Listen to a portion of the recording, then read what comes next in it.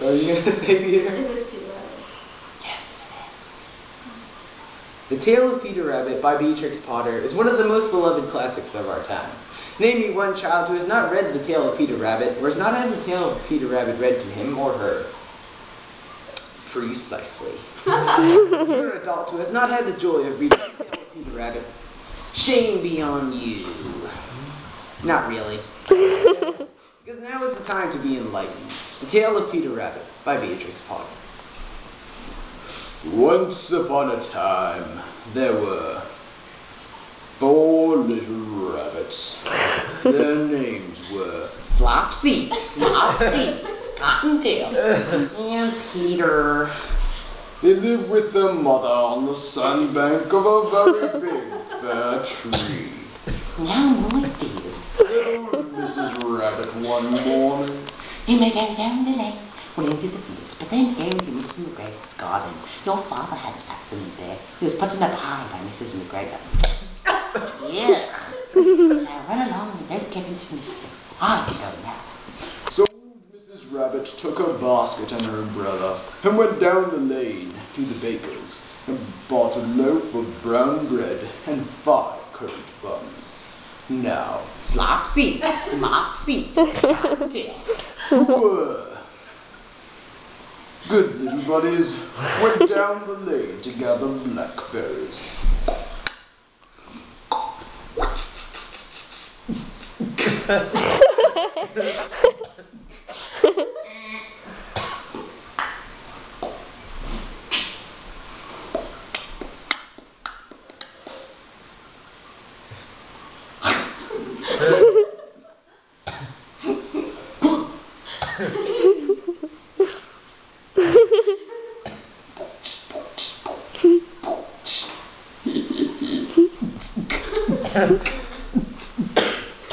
Cottontail. Cottontail.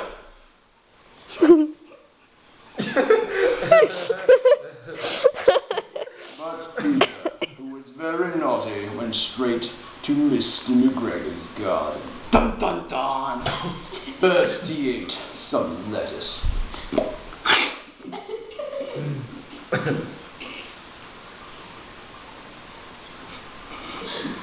Next he ate some French beans.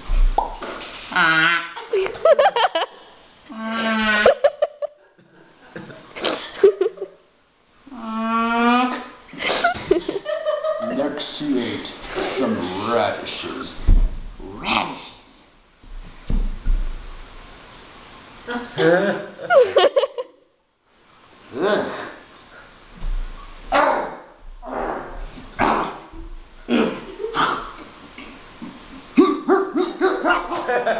And feeling rather sick, he went looking for some parsley.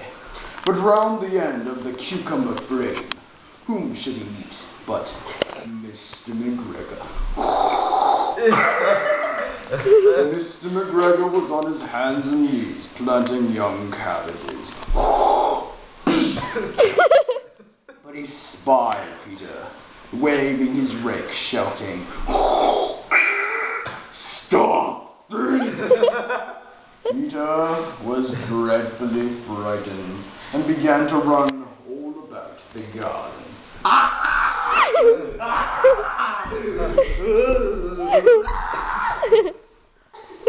For he had forgotten the way back to the gate. He lost the shoe among the cabbages. He lost the other among the potatoes. He started running on all fours so that I think he might have gotten altogether away.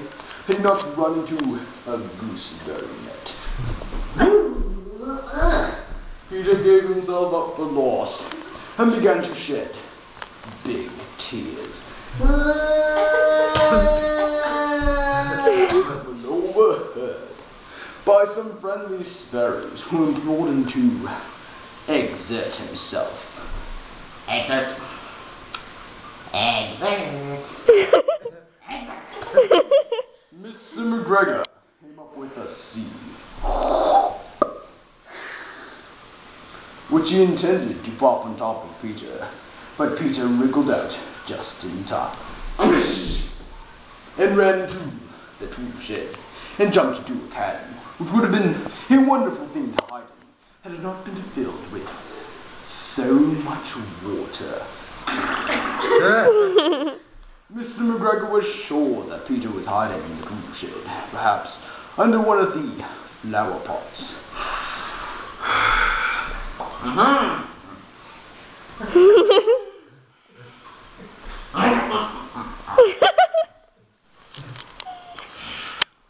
Presently, Peter sneezed.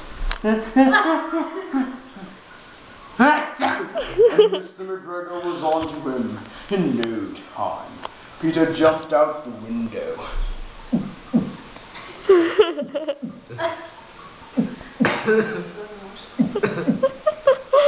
Mr. McGregor was much too large to fit out the window. He was rather tired after chasing after Peter.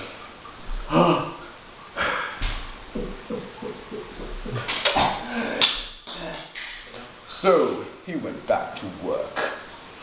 After a time, Peter began to wander around very slowly. Lippity, lippity, lippity. Not going very fast. Lippity. Lippity. Lippity.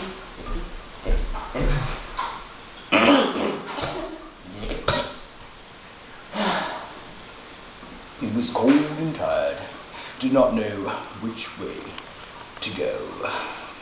He came upon a door in the wall, but there was no room for a fat rabbit to squeeze underneath. Fat rabbit? Fat rabbit.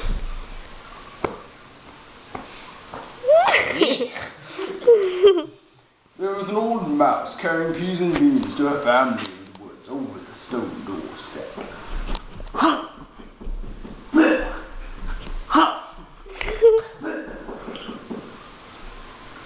Peter asked her for directions, but she had such a large pea in her mouth.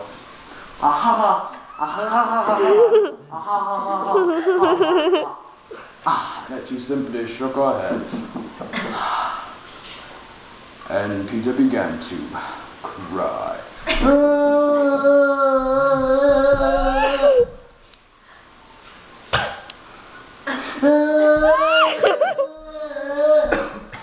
They came upon a pond where Mr. McGregor drew up his water cans. A white cat was staring at some goldfish. So very still. Every once in a while, its tail moved as if it were alive.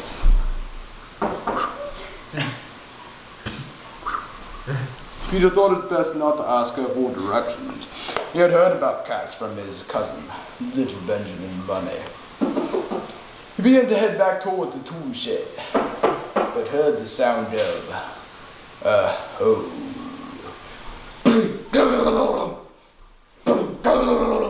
It was Mr. McGregor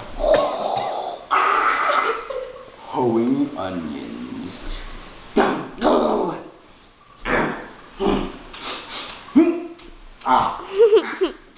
Onions.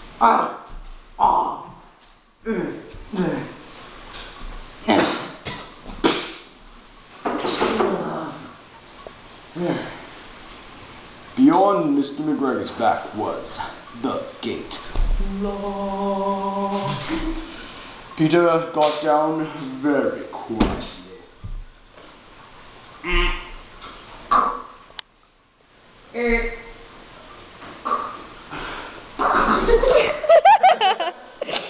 Began to run towards the gate. Mr. McGregor spied him, but Peter didn't. He slipped under the gate and ran all the way home.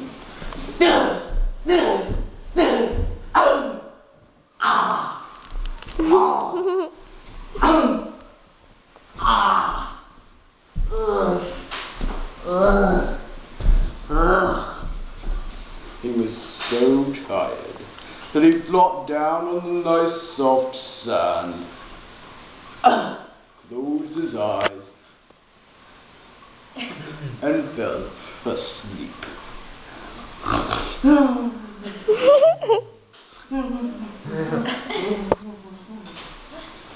His mother was busy cooking. She had wondered what he'd done with his clothes.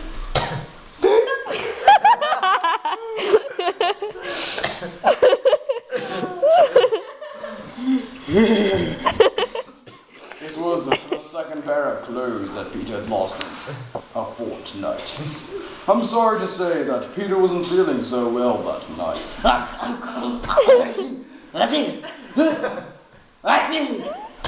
So his mother made some chamomile tea. Chamomile tea. And gave a dose of it to Peter, 1 tablespoon before bedtime.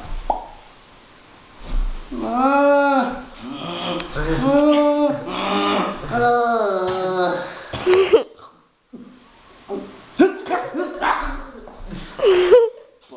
Flopsy, Mopsy, Cottontail.